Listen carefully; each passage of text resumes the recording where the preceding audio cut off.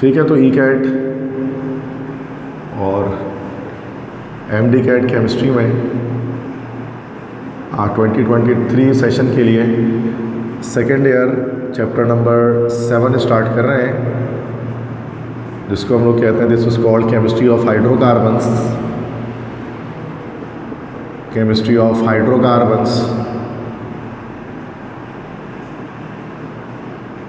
और ये चैप्टर जो है वो सिंक टेक्स्ट बुक बोर्ड को फॉलो करते हुए मैं बना रहा हूँ STBB को। तो इसमें हम डिफरेंट आज हम डिस्कस करेंगे अल्केन, जिसमें हमें अल्केन्स, अल्कीन्स, अल्काइंस और बेंजीन को डिस्कस करना होता है। तो आज मैं आपको केमिस्ट्री ऑफ अल्केन्स बताऊंगा, अल्केन्स के बारे में डिस्कस करेंगे। अल्केन्स जिसमें कार्बन कार्बन के बीच में सिंगल बॉन्ड होता है, ठीक है। तो सबसे पहले प्रॉपर्टीज़ देख लेते हैं अल्केन्स के, कुछ इंपॉर्टेंट पॉइंट्स इसके। फर्स्ट पॉइंट क्या है, only single bonds are present in alkanes. Alkanes जितने भी होते हैं उनमें सिर्फ सिंगल बॉन्ड होता है, डबल और ट्रिपल बॉन्ड तो नहीं होता अल्केन्स के अंदर।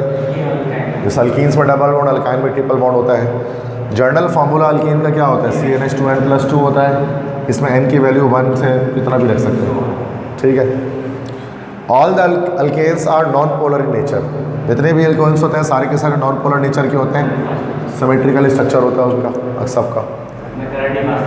यस, दे आर सैचुरेटेड या stable due to the presence of sigma bond. चूँकि अल्केन्स के अंदर हमारे पास सारे सिग्मा बॉन्ड होते हैं, सिग्मा बॉन्ड होने की वजह से ये स्टेबल होते हैं या फिर सैचुरेटेड होते हैं, सही है। And they are called paraffins because they are less reactive. इनको पैराफिन भी कहा जाता है। पैराफिन दो वर्ड से निकला है, पैरा और फिन। पैरा मतलब क्या होता है, पैरा मतलब होता है लेस, और फिन का मतलब क्या होता है भाई, रिएक्टिव। चूँकि ये लेस रिएक्टिव होते हैं that's why they are also known as paraffins, ठीक है।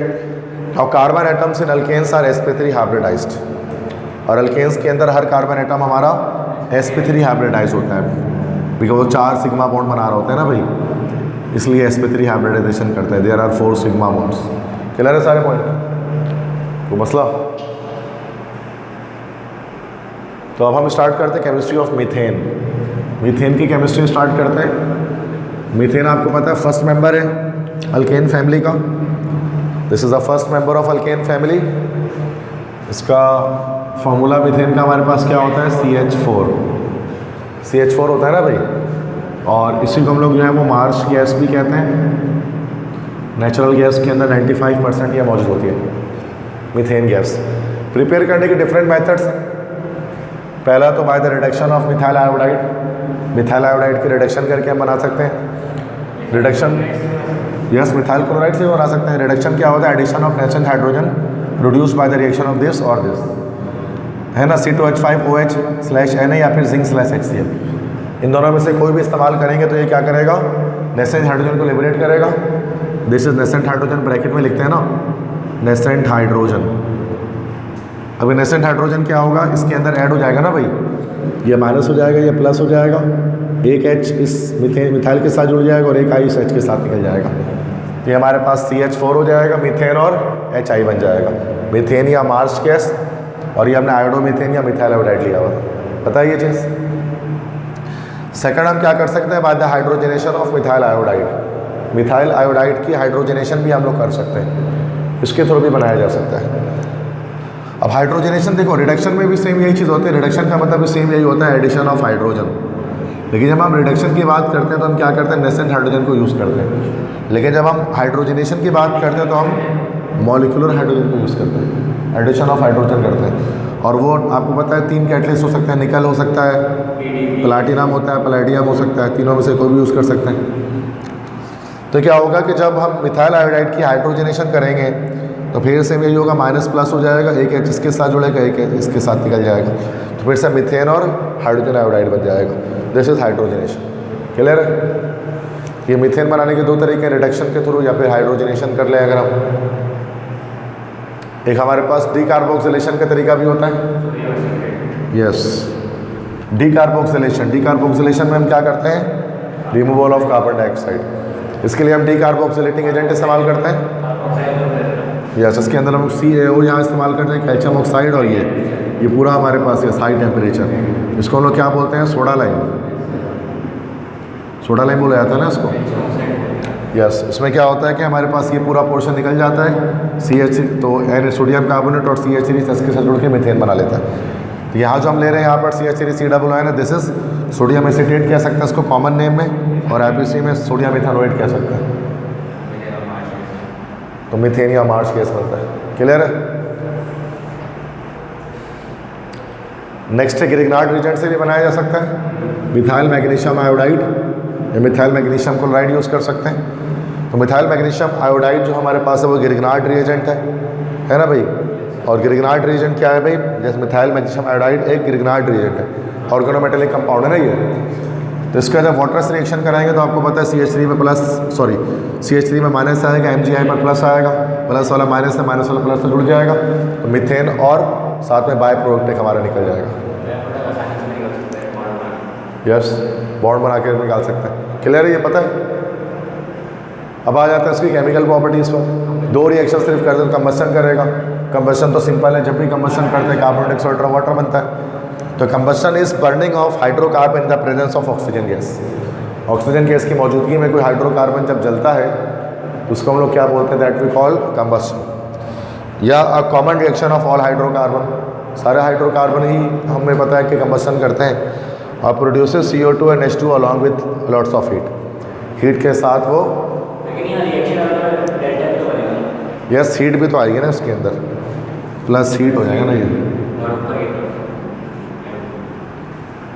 सही है? तो मसला कंबस्शन तो बहुत आसान इक्वेशन होती है। इसके बाद आपको पता है हैलोजिनेशन भी करता है ये।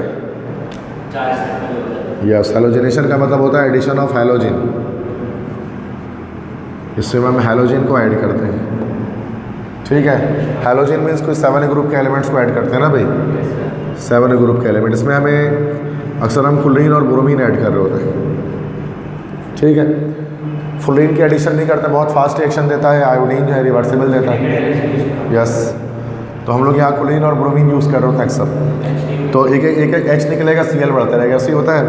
मीथेन का रिएक्शन है Cl2 के साथ, और हैलोजिनेशन एक ऐसा रिएक्शन है, फोटोकेमिकल रिएक्शन है ना भाई। यस, फोटोकेमिकल रिएक्शन है। तो आप देख सकते हैं कि सनलाइट की मौजूदगी में ये रिएक्शन हो रहा है, सूरज की रोशनी की मौजूदगी में रिएक्शन हो रहा है। तो मीथेन का Cl2 से रिएक्शन किया तो एक H निकला, एक Cl बढ़ा, तो CH3Cl प्लस HCl। फिर ये एक करके ना, मतलब एक हाइड्रोजन निकलेगा, पूरी बढ़ते रहेगा, CH2 Cl2 CH Cl3, finally CCl4 बनेगा। अब यहाँ पर पहले क्लोरोमीथेन, डाइक्लोरोमीथेन, ट्राइक्लोरोमीथेन, कार्बन टेट्राक्लोराइड बनेगा ना। ये जो ट्राइक्लोरोमीथेन है इसी को हम लोग जो है वो क्लोरोफॉर्म भी कहते हैं। याद है कुछ? हाँ, ट्राइक्लोरोमीथेन उसी को कह रहे हैं। वो तो क्लोरोफिल होता है, क्लोरोफॉर्म बेहोश करने के लिए यूज़ करते हैं। यस, समझ गए? तो मसला स्टेप, अच्छा मैकेनिज्म की जब बात करेंगे हैलोजिनेशन के, तो आपको पता है 3 स्टेप इसके अंदर होते हैं ना। 3 स्टेप होते हैं। फर्स्ट स्टेप हमारा क्या होता है? Chain initiation. चेन इनिशिएट होता है, फोटोकेमिकल स्टेप होता है। तो जो Cl के बीच का बॉन्ड होता है हमारे पास, वो क्या हो जाता है भाई? ब्रेक हो जाता है। 2 क्लोराइड आइंस हमारे, क्लोरीन के फ्री रेडिकल्स हमारे पास जनरेट हो जाते हैं। These are the free radicals, chlorine free radicals. तो उसके बाद चेन प्रोपेगेशन होती है। प्रोपेगेशन में क्या होता है कि ये जो फ्री रेडिकल है ये मीथेन से रिएक्शन करता है, एक H निकल जाता है, Cl आ जाता है। ठीक है, मतलब पहले एक H निकल जाता है, Cl बन जाता है, तो CH3 रेडिकल हमारे पास जनरेट हो जाता है। फिर चेन टर्मिनेशन होती है। इसमें क्या होता है कि CH3 उस दूसरे Cl से रिएक्शन करके CH3Cl बना लेता है। तो ये हमारे पास इस तरह से मैकेनिज्म इसका चल रहा होता है। नहीं, आखिरी वाले में सनलाइट की मौजूदगी में नहीं होता। तो ये चेन इनिशिएट होता है, फिर प्रोपेगेट होता है, फिर टर्मिनेट होता है। याद किया था ऐसा कुछ? अब इसके सारे रिएक्शंस अगर हम देख लें, और ओवरऑल सारे रिएक्शंस अगर हम इसके देख लें जो हमने पढ़े हैं मीथेन के, ये सारे पढ़े हैं। सबसे पहले तो प्रिपरेशन पढ़ी है, reduction of methyl iodide, hydrogenation of methyl iodide, sodium acetate के डीकार्बोक्सिलेशन से बनता है, ग्रिग्नार्ड रीजेंट के हाइड्रोलिसिस से बनता है, सबसे मीथेन बनेगा। जैसे फिर केमिकल रिएक्शन है, मीथेन ऑक्सीजन कंबस्शन करता है तो कार्बन डाइऑक्साइड और वाटर बनता है। फिर जब क्लोरीनेशन करेगा तो मल्टीपल स्टेप के थ्रू CCl4 बनेगा। क्लियर है ये बात? ये पूरे चार्ट में मैंने इसको दिखा दिया। ये रिवाइज करने के लिए होता है इस तरह से कि फ़ौरन से सारे रिएक्शन याद हो जाते हैं, जहन में आ जाते हैं। कोई मसला? इसके बाद हम आते हैं सेकंड अल्केन पर। अब सेकंड अल्केन आपको पता है वो कौन सा होता है? इथेन। Second member.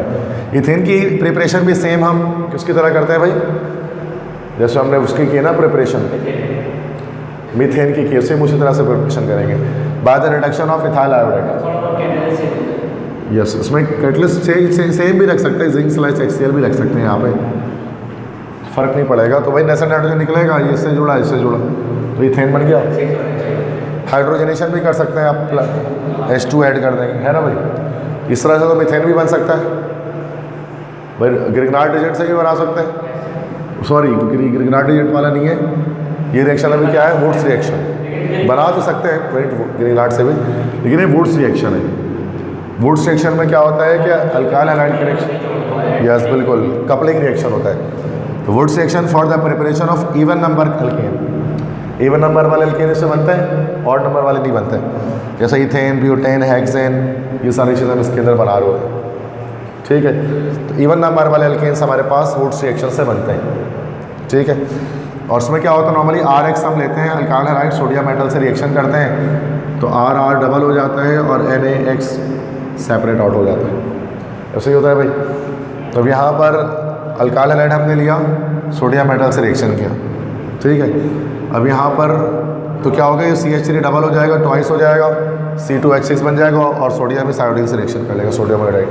क्लियर है भैया। इसमें सिर्फ इवन नंबर वाले बन सकते हैं, 2, 4, 6, 8, ऑड नंबर वाले नहीं बन सकते, C1, C3, C5 नहीं बन सकता, मतलब मीथेन, प्रोपेन, पेंटेन, हेप्टेन ये नहीं बन सकता। समझ में आता है ये। ग्रिग्नार्ड एजेंट से तो बना ही सकते हैं, बस क्या करना होगा, रेडिकल में ग्रिग्नार्ड एजेंट के मिथाइल के बजाय इथाइल ग्रुप लेना पड़ेगा, हाइड्रोलिसिस कर देंगे। इथाइल लिया, उसके बाद इथाइल मैग्नीशियम आयोडाइड लिया, हाइड्रोलिसिस कर देंगे, तो एक हमारे पास प्लस माइनस के थ्रू जनरेट हो गया, तो इथेन बन गया। जैसे मीथेन हमारा बन रहा था सेम प्रोसीजर पे बनेगा, सही है।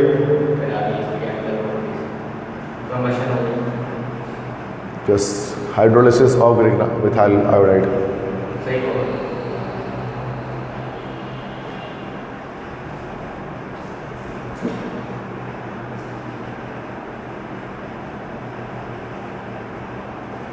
अच्छा इसकी एक और प्रिपरेशन होती है हमारे पास ना,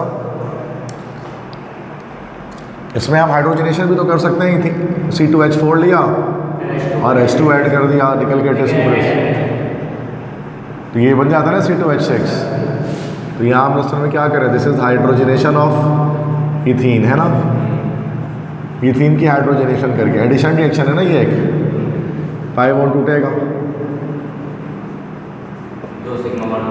2 सिग्मा बॉन्ड बन जाएंगे, तो ये H2 इसमें ऐड हो जाएगा। इसी को फेडरल बोर्ड में हम लोग कहते हैं, इसको हम लोग कहते हैं सबैटियर सेंडर्स रिएक्शन, इसी को जो है वो सबैटियर सेंडर्स रिएक्शन भी कहा जाता है। साइंटिस्ट है दो, सबैटियर और सेंडर्ड, तो वो फेडरल बोर्ड में, पंजाब बोर्ड में इसको, एक्सिन बोर्ड में तो बस हाइड्रोजनेशन कहते हैं, है ना, ठीक है। फेडरल बोर्ड में जो नेस्ट की तैयारी वगैरह करेंगे तो उसके लिए सबैटियर सेंडर्ड रिएक्शन इसका नाम है। नेक्स्ट है केमिकल प्रॉपर्टीज़ पे आ जाते हैं। इथीन की सबसे पहले तो भाई कंबस्शन करेगा, ऑक्सीजन से रिएक्शन करेगा तो कार्बन डाइऑक्साइड और वाटर जनरेट हो जाएगी, कंबस्शन हो जाएगी, ऐसा है ना, इजी है ना। उसके बाद वही हैलोजनेशन करेगा, सिंपल। अब इसमें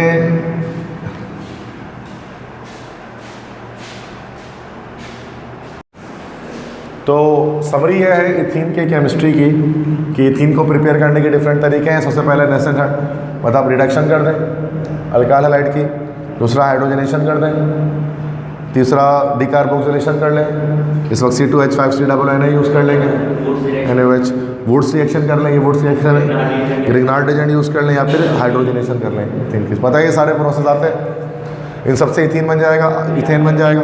अब इसमें एक रिएक्शन क्या है कि एक तो कंबस्शन है और साथ में इसकी हाँ हीट लिखना पड़ेगा, इसमें हीट तो निकलेगी, चूँकि कंबस्शन जितना भी होता है वो सब एक्सोथर्मिक रिएक्शन होता है ना, हीट निकलती है, बाकी क्लोरीनेशन भी ये कर सकते हैं, सही है। अब MCQs देख लेते हैं अल्केन से रिलेटेड, तो बस अल्केन्स के MCQs हैं। ये इक्वेशन हमारे पास है, C2H5Cl + Na रिएक्शन बने ANC, क्या बनेगा इसके अंदर, गलत आंसर, C4H10, वुड्स रिएक्शन हो रहा है, डबल हो जाएगा ना ये, तो गलत क्यों बता रहे हो भाई, alkanes undergo halogenation, it is an example of free radical substitution की एग्जाम्पल है ये। फ्री रेडिकल सब्स्टिट्यूशन करता है alkane. Which of the following is the most volatile compound, इनमें से कौन सा सबसे ज़्यादा वॉलेटाइल होगा? देखो जितनी लंबी चेन होगी ना, जितनी लंबी चेन होगी उतनी ज़्यादा लेस वॉलेटाइल होगा।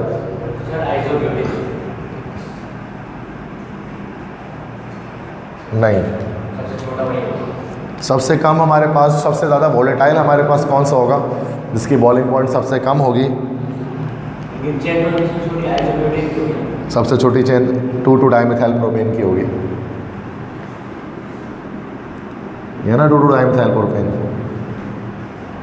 आइसोब्यूटेन ये रहा, अच्छा सॉरी आइसोब्यूटेन भी यही है ना, सही है, 3-3 कार्बन की चेन है ना दोनों में, 2 मिथाइल ब्यूटेन और N पेंटेनियस। लेकिन इसमें भी जिसमें ब्रांचेस ज़्यादा होंगे ना, जितनी ज़्यादा ब्रांचेस होंगे उतने ज़्यादा वो वोलेटाइल सब्सटेंस हमारे पास होगा। तो उसमें ब्रांचेस बराबर तो है किसमें?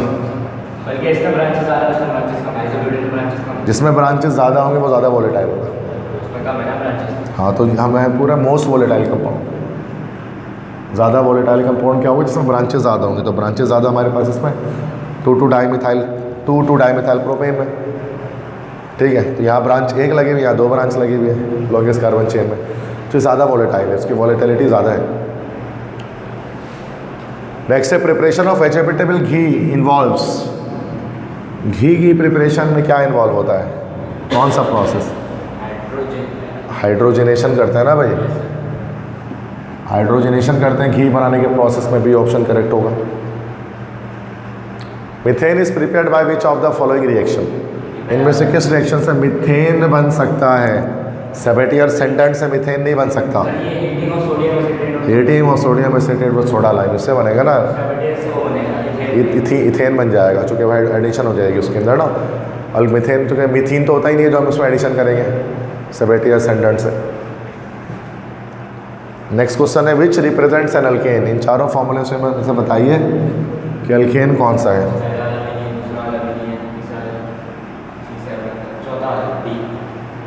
यस, डी अल्केन है, C7H16, यस डी अल्केन है।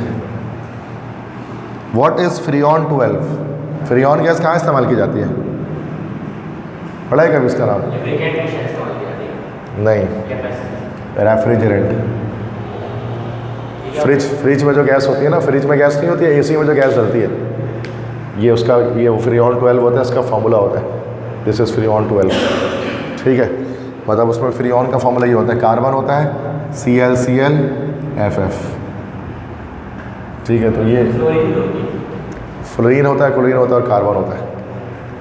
तो ये this is the formula of freon. Freon वो गैस है जो कि एज अ रेफ्रिजरेंट फ्रिज के अंदर और AC के अंदर इस्तेमाल की जाती है।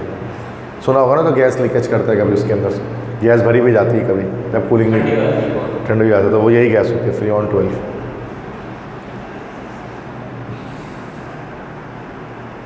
The decreasing order of boiling point is, boiling point का डिक्रीजिंग ऑर्डर क्या है? इसमें ज़्यादा ब्रांचें होंगी उसका कम बॉइलिंग पॉइंट होगा। तो डिक्रीजिंग ऑर्डर, पहले हाईएस्ट बॉइलिंग पॉइंट किसकी होगी? N वाले की, उस N की ज़्यादा होगी आइसो से, आइसो की ज़्यादा होगी नियो से, सही है ना, पहले वाला ही होगी। तो prepare a pure sample of an hexane using sodium metal as one reactant, the other reactant will be. अगर हेक्सेन आपको बनाना है, हेक्सेन मतलब C6H14 आपको बनाना है और आपने सोडियम मेटल को ले लिया है, तो अब बताइए दूसरा रिएक्टेंट आप क्या लेंगे? इसका मतलब रिएक्शन हम यहाँ पर कौन सा करने वाले हैं? वुड्स रिएक्शन करने वाले हैं। तो दूसरा एलिमेंट इसका हाफ लेना पड़ेगा ना हेक्सेन का, क्या लेंगे फिर? C3H7, इस प्रोपाइल ब्रोमाइड लेंगे, C3H7Br। इसका रिएक्शन जब सोडियम से करेंगे तो क्या होगा? C6H14 बनेगा प्लस NaBr बनेगा। समझ गए MCQ से? ये इस तरह के MCQs आते हैं पेपर में। Sodium acetate can be converted to ethane by, sodium acetate को इथेन में कैसे कन्वर्ट करेंगे?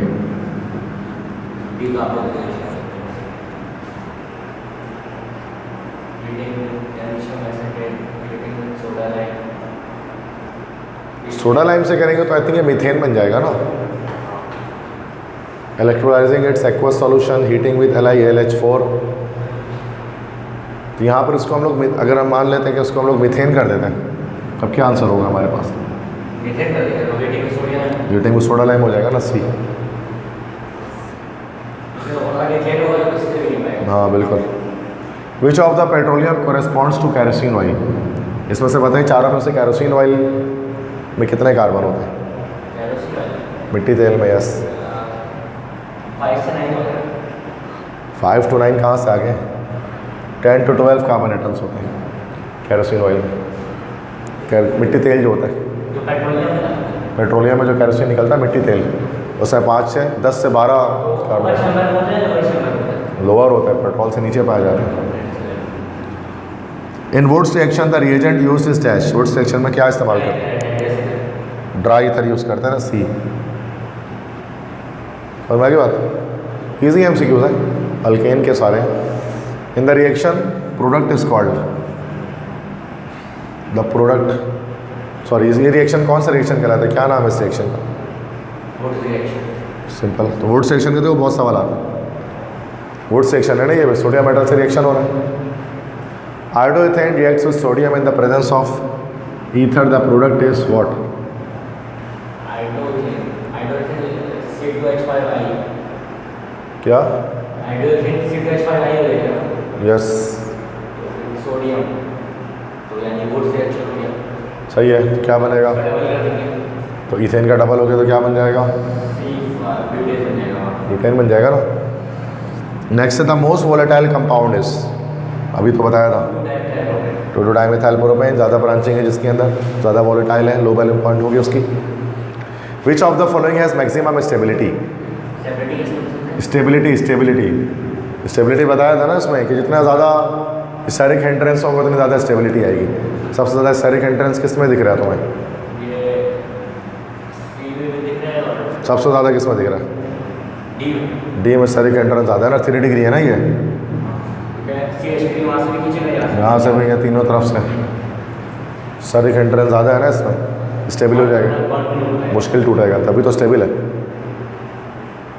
अ पेट्रोल हैविंग ऑक्टेन नंबर 80, अगर किसी पेट्रोल का ऑक्टेन नंबर 80 है तो उसका क्या मतलब है? उसमें नॉर्मल, मतलब मैंने बताया तो ऑक्टेन नंबर किसे कहते हैं? The percentage of iso octane.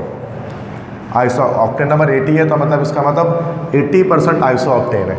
ये ऑप्शन सही हो जाएगा। नेक्स्ट है a reaction between methyl magnesium bromide and ethyl alcohol gives. Grignard reagent का रिएक्शन हो गया अल्कोहल के साथ, अल्केन बनेगा? नहीं ना, ये जो मिथाइल लगा हुआ है ना, मिथाइल को देखते हुए लगता है, ये याद नहीं है? RMG एक चैप्टर 8 में पढ़ा होगा उसको। प्लस किसके साथ रिएक्शन कर रही है हमारा? इथाइल अल्कोहल के साथ। अरे नहीं भाई, ये देखो रिएक्शन ही भूल गए हो। ये हमारे पास प्लस हो गया, ये माइनस हो गया, ये हमारे पास प्लस हो गया, ये माइनस हो गया, इधर जुड़ेगा ना, तो क्या बनेगा? RH प्लस Mg, एक तरफ X एक तरफ O, याद नहीं आया? तो मतलब जो रेडिकल है ये वाला रेडिकल बताएगा ना कौन सा अल्केन बन रहा है। ये वाला रेडिकल तो बाय प्रोडक्ट में निकल जाएगा इसके साथ, Mg इसके साथ जुड़ गया, क्या बनेगा फिर? मीथेन बनेगा ना, मीथेन थोड़ी ना बनेगा। अगर इथेन बनाना तो यहाँ पर C2H5 रखना पड़ेगा, यहाँ पर कुछ भी रख दोगे इससे फर्क नहीं पड़ता, यहाँ पर जितना भी रख दो अल्कोहल बनना इसी रेडिकल के लिहाज से। हाँ नहीं तो यहाँ पर क्या लिखा हुआ है? मिथाइल रखा हुआ है ना, तो मिथाइल रख दो, अब CH4 बन गया। समझ गया? वो तो मैं एक जनरल रिएक्शन शो कर रहा था। पेट्रोलियम रिफाइनिंग क्या चीज़ होती है इनमें से?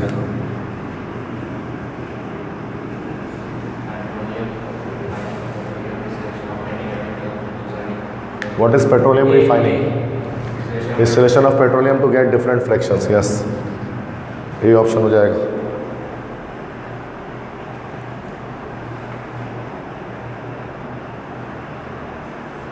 In the commercial gasoline, the type of hydrocarbon which are more desirable, कौन से जो गैसोलीन निकालते, गैसोलीन मतलब पेट्रोल जब निकालते हैं, कौन से ज़्यादा डिज़ायरेबल होते हैं?